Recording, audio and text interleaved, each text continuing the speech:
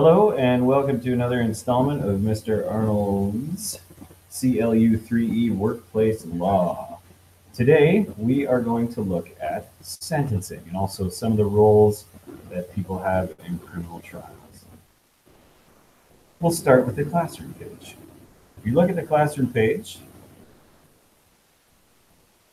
you will see that there is a new post on the stream called Sentencing and Roles in a Criminal Trial. If you click on this post, it will lead you to a classwork post that is an assignment. It's the most recently posted one on the classwork portion of the classwork page. If you click on it, it will open, and I would like you to click also on View Assignment to see which assignments that you'll have to complete for today. You will be required to submit a sentencing types and a sentencing goals document, this one.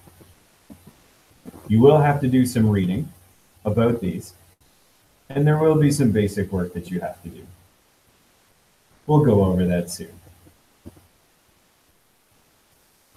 At the end of this, you will also have to answer some questions in what's called the R.V. Kane sentencing scenario.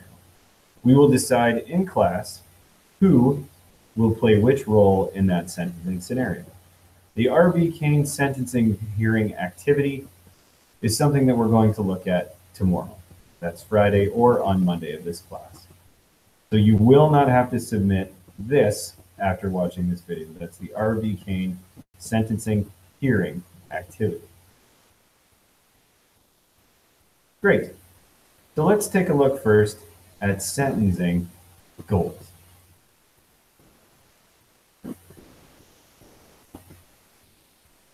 So in your textbook, you will have to read pages 275 to 277 for some information on sentencing goals. I will give you a short example about what each of these sentencing goals is. The first being denunciation. Denunciation simply meaning that the judge who is delivering the sentence against the suspect or the person who is accused now is trying to say that whatever they did was wrong. The denunciation meaning that whatever that person did was wrong, and the judge wants to give a sentence that shows that that's wrong. So the public also knows that it's wrong as well. So that would determine the length of the sentence or how severe, what type of a sentence a person would get. And we'll go into detail about sentencing types after. General deterrence. General deterrence is giving a sentence to make people see that doing something will get you a certain type of consequence. So it's to say to another person who might try to steal a car again, that if you do this, remember what this judge or what sentence this judge gave out, because that might happen to you. That's general deterrence. Another goal, rehabilitation. Rehabilitation means to try to rehabilitate someone or change a behavior in a way. So the sentence might have a goal of more rehabilitation than it does deterrence or anything harsh. Retribution is also known as revenge. Segregation means that perhaps it's a dangerous offender who's committed an assault, or maybe who has committed an indecent act, or maybe who has committed something like a murder and a multiple offender. They want to keep them behind bars for as long as they possibly can and segregate them from the rest of society. That means to separate, to keep them away, keep them locked up. And finally, specific deterrence is just that. So instead of just a general deterrence about the crime itself, you're looking at specific details of that crime. So how severe was the crime? How many victims were affected? Was it a gang crime? All the factors that we were looking at when we talked about police discretion. Good. So that is sentencing goals. If you've reached this part in the video, you can now pause, read pages 275 to 277, and then you are going to put down your meaning of each of the terms in the left-hand column. You will then have to use either the glossary on the Attorney General's website or the glossary in the back of the textbook or pages 275 to 277 to find the exact definition of each term. Please do not copy and paste out of Wikipedia or a free online dictionary because we need the legal concept of these terms. So again, if you've gotten to this point in the video, please pause now and complete this worksheet.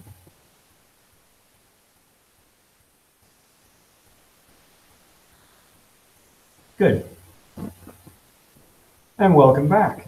If you've paused the video and you're back now, you are looking at the second worksheet, which is called sentencing types. For sentencing types, you will be looking at pages 281 to 287 in the textbook.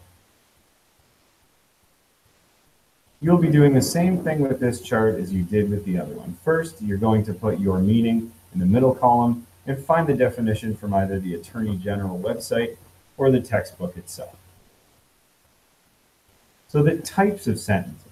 These are the different specific sentencing types that a judge can use if a person is charged with a crime, if a person is found guilty of a crime after a criminal trial.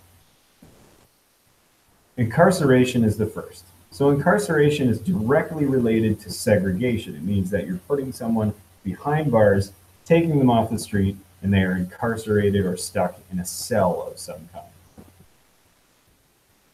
The second is probation.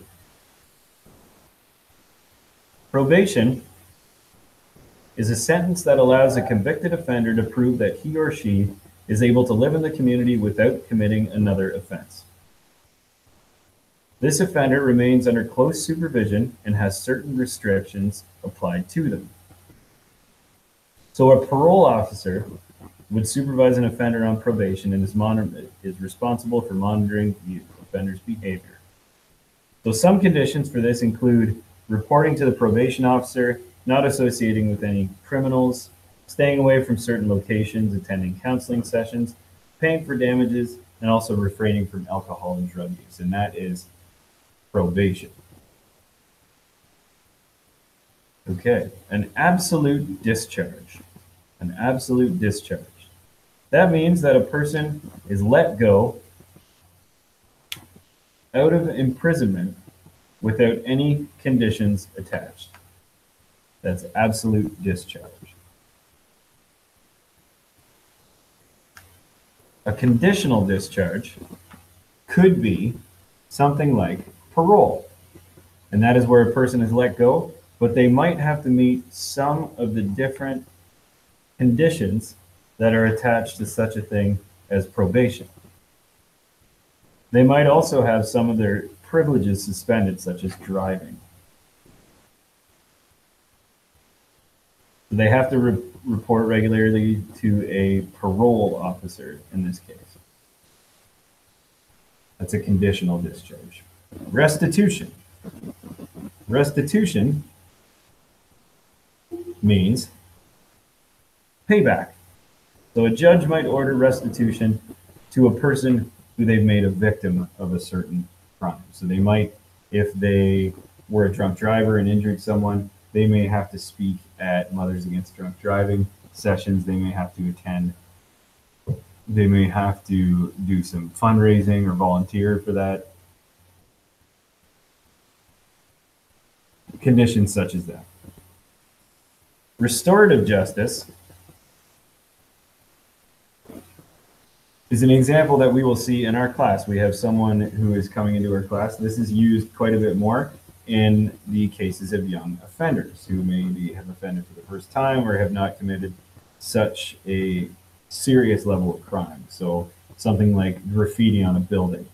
So what they would do is they would bring all the stakeholders involved in the crime, that means the victims and also the perpetrators of the crime, and they would sit down and they would talk about what happened and they would come up with something like terms of restitution. And finally, conditional sentencing. Conditional sentencing. So that is or could be a sentence that has some sort of conditions attached to it, such as if a person has been in jail already or serving time while they were in trial, they might only give the amount of years on top of what the final sentence was because they've already served time while they were in trial. So if a sentence was 10 years long, but they've been in behind bars for 3 years while the trial goes on, then they would only have a 7-year sentence to serve still. So it would be time served. Or they could discharge them based on the time that they already served. So that 3 years might be enough for them, and the judge might decide that they can be that is a conditional sentence, that they've actually served their time. Good. So that is what you have to complete for today. Again, I'll go over that. You are going to need to complete sentencing types and then the goals of sentencing worksheet as well. If you have any questions, please let me know. Otherwise, thanks for watching, and I'll talk to you soon.